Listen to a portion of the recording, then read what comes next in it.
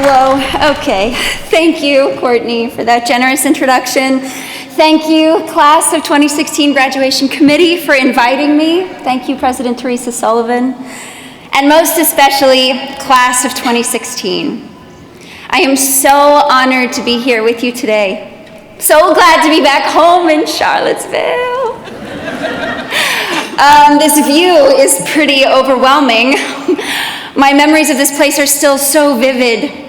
Lunch dates at Newcomb Hall, late nights at the drama department, 3 a.m. trips to the Waffle House, Bodo's Bagels, chicken salad with lettuce and tomato on and everything, thank you very much. I distinctly remember an unhealthy obsession with all things a cappella, especially the Virginia Gentleman. Hello. What can I say? I am a super fan. I got married in the chapel. Alas, not a VG, but he would have been if he'd gone here. My man can sing. We had our reception at the Colonnade Club over in Pav 7. I streaked this lawn. Yep, did that. Not at my wedding, although several members of our wedding party couldn't resist after the rehearsal dinner. That charge was led by a U-Guide, FYI. Thankfully, all of this happened before the advent of social media, so, whew. All right. I just need a minute here. This is crazy.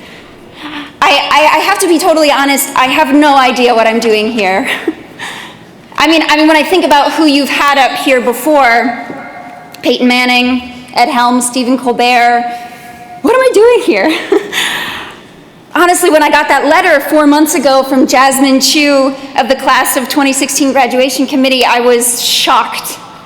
Of course I said yes, and then I panicked for 4 straight months. I tried to stave off the panic by plunging into preparation. I started binge watching TED Talks and commencement speeches, which, were super inspiring, but also totally depressing because, how could I compete with those people? I started a dozen different documents on my laptop. I wrote 45 pages, single space. So, the makings of a 2.5-hour address. So buckle in, it's gonna be a long afternoon. Just kidding, I actually didn't end up using any of that stuff. I spent hundreds of hours preparing to fall flat on my face.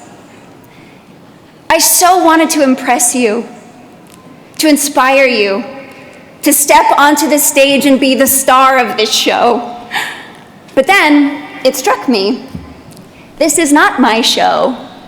This is yours. It's not about me at all. And that recognition called to mind a defining moment from early in my career where I received a piece of advice that I have been trying to take every day since. A few months after my graduation, I found myself on the set of a major movie. It was my first time in front of a camera, and I was working with some of my absolute idols. Ed Harris, Deborah Winger, Cuba Gooding Jr. Between the lot of them, they had accumulated a hefty number of awards, Oscars, Golden Globes, Emmys. I did not want to screw up. So I remember this one scene that we had that was super emotionally charged, where I was supposed to break down in tears. So I arrived that morning with my Walkman blaring my saddest mixtape. Kidding, no, I'm not that old. It was a CD and a Discman. But I was pumped. I was ready to cry. I was gonna cry. It was gonna be awesome. So, all right, during our first shot, the camera wasn't even on me. It was on Ed, but it didn't matter. When the director said action, I let her rip. There were tears and fireworks, and it was all coming out of me all at once. And the director yelled, cut.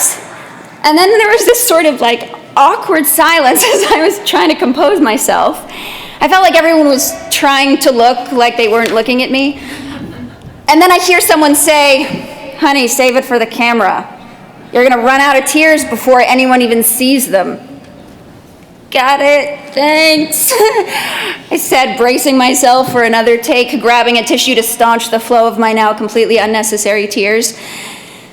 I felt so humiliated. But before the camera started rolling again, Ed Harris leans over to me and he says this, that's bullshit. I do my best work off camera. If you're not giving 110%, even when you're off camera, you're not doing your job, and in the worst way, because you're failing your scene partner. You just gave me exactly what I needed to do what I needed to do. Good work, kid. When I recalled that moment with Ed, I knew exactly what I wanted to share with you guys today. And it starts with a question. What do you do when the camera isn't on you? Who are you then? I believe that the way we answer that question will either set us on a path to freedom, joy, and impact, or will catch us in the grip of a never-ending chase for recognition, the driving desire to impress, the tyranny of achievement. I know the stakes are high for this question because I have felt the consequences of getting it wrong more often than I'd like to admit. And I've also experienced the joy of getting it right. When the camera isn't on you, what do you do? In real time, in real life, when people really need you in order to do what they need to do, how do you show up? And I mean the real you. Not the carefully curated social media version of you, because let's be clear, all that world is a stage, and when we step onto it, we are players performing for our audience. Who are we out of the spotlight when we're not performing for an audience? Are we 110% present, even when it's just us and one other person? When the camera pans away from me, do I immediately feel invisible or irrelevant? Do I power down and tune out? Do I wait and plot and obsess about my next moment in the sun? Or do I get out of my own head and notice the scene that's unfolding around me? Do I see myself as a valuable and essential part of a bigger story? Do I recognize that it's not my moment, but it's your moment? And if I don't show up for you, you miss. I miss. We all miss that greater thing that is only possible when we are all in for each other. I chase the spotlight all the time. I am constantly looking for recognition. And even though I know it's a trap, I am still drawn to the chase, like a moth to a flame. Every step of my journey from your seat to this stage, this has been my struggle. And when I find myself drawing too close to that flame, I try to remember Ed's advice and I try to take it. I try to stop obsessing about the camera, my career, the critics, whatever they're saying about me, or when they're not saying anything at all about me. And I try to focus instead on being present, giving 110% to whomever I'm with, on or off the set, on or off camera. Because here's the thing, most of the time, there are no cameras rolling, but life is always rolling. And if you're paying attention, in your spirit, you will hear the words, and action, all the time, every day, with all the people in your life. Whether you are the intern or the CEO, whether you are running your household or running a company, living in a basement or living in a penthouse, whether you are doing the grunt work or getting the glory, life is always rolling. So the question is, how will you show up?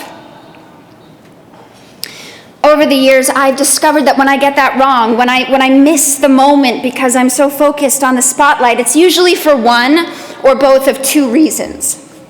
I want to matter, and I want to belong. Somehow I believe that if I'm noticed enough, important enough, celebrated enough, that validation will give me value, and it will secure a place for me at the cool kids' table. I'll be in the club, inside the inner circle. Above all else, I want to be seen, to be known, and to be loved. The people that I work with are so amazing. I track them all on Instagram and Twitter. And when I see them posting from award shows, fancy parties in Hollywood, dinners with the Obamas in the White House, I would like to say that I feel happy for them, proud to know them, excited to see them shine. And sometimes I do, truly. But more often than not, I don't. Instead, I get jealous and insecure. I focus on myself being on the outside, not important enough to get that invite. Even though I have had plenty of other moments in the spotlight, even though they're my friends, and I know them, and I love them, and they know me, my first reaction is to feel left out, because in this moment, they are up front and center, and I am at home in my yoga pants covered in toddler's knot. Because that's the thing about the spotlight. No matter how much it shines on you, it will never be enough. Ever. There will always be fancier people than you doing fancier things than you. Always. The only freedom is to stop living for that recognition, for those fleeting moments on camera. Freedom only comes when you stop needing to be seen, and instead, when you let yourself truly see and be present to the people in your life, whether they're your best friends or your coworkers or even the strangers you encounter on a daily basis. And sometimes the camera turns to you when you are present in this way. Sometimes the camera catches value, but it doesn't create value. Over these 14 years, in my journey through my career, there have been several extended periods of time when the camera didn't catch me at all, when I stopped working completely, not by choice. 6 months here, 3 months there, 9 months when I didn't book a single job. These seasons were pretty discouraging, and during them I had a really hard time taking Ed's advice.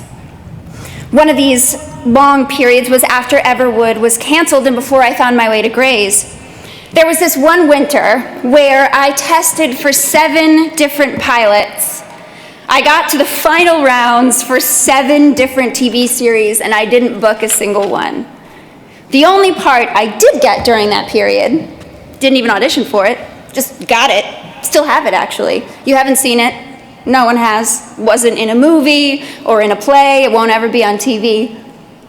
No. The part I was given was that of an honorary member of a gang of little kids on my street. Yes, I was a grown-ass woman, and yes, I played with the kids on my block. Don't judge me. These kids are the freaking coolest. When their parents told them to go out and play, their first stop was at my door so they could drag me out. They showed me all the secret fairy hideouts that regular adults weren't privy to. They had special names for each other: Flower Paw, Rain Spirit, Feather Step. They'd given me one too, Lion Heart.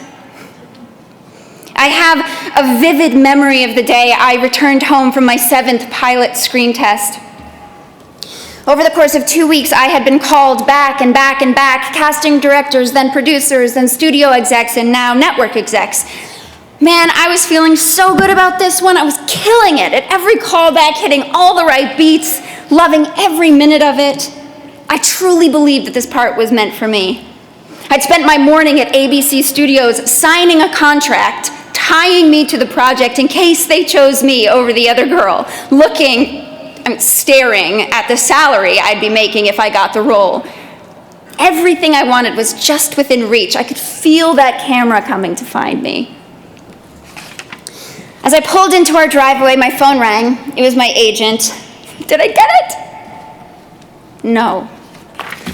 I hung up and crumpled, banged my head on the steering wheel. But then I heard this tap, tap, tap on the window. My head was still glued to the steering wheel in self-pity, so before I could see who was tapping, I heard this little voice talking a mile a minute. Sarah, we are going to fill the entire sidewalk. Come on, come see, we need your help. So I pulled myself up, I looked to my left, and I matched the voice to the bouncing, grinning, incandescent face of Eloise. beyond her, the gang: Miranda, Iris, Ethan, Penelope, Mara, Dean, and Zane. They were creating an epic sidewalk chalk drawing that had already spanned the length of 4 houses. Lionheart, let's go! We need you! So she threw open my car door, her whole body humming with excitement. I took a deep breath, stepped out of my car, took her hand, and walked, then skipped, then ran over. I picked up a piece of chalk and I started drawing. For the next 2 hours, I sat on the sidewalk drawing dragons and fairies and suns and moons and stars, talking to those kids, laughing with them, and making art together. My disappointment transforming into delight. I so often let myself think that if I am doing the fancy things with the fancy people in the cool kids club, I will matter and I will belong. And here I am, pulling onto my street, and these kids who couldn't care less what I do for a living are leaping out of their skin because they are so excited to be with their lion heart. I belong to this club of creative, playful, adventurous, present, kind-hearted kids who love me effortlessly. I matter to them simply because I'm a member of their tribe, their community. And it is my larger community that has held me at every point when my career has let me down or when life has gotten harder than I was ready for. When my marriage was in a dark place, our community spoke bold and hard truth to us and lifted us up out of the depths. When our daughter Hannah was born almost a month early, she was so small and vulnerable, she had issues breathing. She'd start to get better and grow stronger, but then she'd regress and just stop breathing altogether. So it was oxygen and feeding tubes and medications and constant vigilance and stress in the NICU. But our community brought us meals and prayed for us and left us love notes and let us sob all over them and celebrated with us when we were finally able to bring her home. All of this done for me, for us, off camera. Our community seeing me, seeing us, being present 110% in exactly the way we needed to put the next foot forward. I will tell you that I live the truest, most wholehearted, most joyful version of myself when I ignore the camera, when I am oblivious to the spotlight, and when I stop waiting for recognition or approval. I am most alive when I do my work simply for the joy of doing my work, and when I am present in my community, looking for ways to celebrate them, to show up for them, and to bring something gorgeous out in them. When I'm in that space, I know that I matter, and I know that I belong. And although this is still a struggle for me to remember this, with the help of my tribe, my community, I find my way back to the truth a hell of a lot faster than I did 14 years ago. And here we are today. This is one of the greatest gatherings of your tribe you will ever experience, here on our sacred tribal grounds. Your classmates, your friends, your family, your tribe, everyone who believes in you and loves you more deeply than anyone else, oftentimes more deeply even than you love yourself. What Ed taught me a few months after graduation and what I continue to learn is that I cannot do this life thing on my own. We are not meant to live on our own private islands. We are a tribal species. We are built for community. And it is only in community where we uncover our true value and our deepest worth. On that theme, let me close with the words of one of the greatest leaders and teachers of all time on the subject of true community, what he called beloved community, Martin Luther King Jr. He knew that in the end, when all things are measured, what matters most is not your resume, not your impressive achievements, but who you are and what you do when the camera isn't even on you. Here's how he put it. A few months before he was assassinated, King actually wrote about his funeral with guidance for how the service should go and the eulogy. If any of you are around when I have to meet my day, he said, I don't want a long funeral. And if you get somebody to deliver the eulogy, tell him not to talk too long. Tell him not to mention that I have a Nobel Peace Prize. It's not important. Tell him not to mention that I have 300 or 400 other awards. That's not important.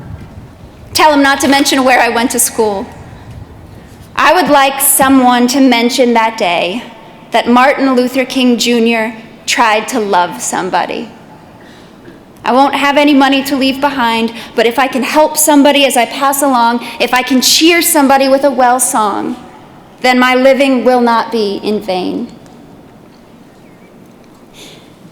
In the end, the most important question is not, did I impress, but did I love? As you set off from these sacred grounds, you will need your tribe. Your tribe will need you, 110%. Thank you. Thank you so much. I love you, UVA. Congratulations.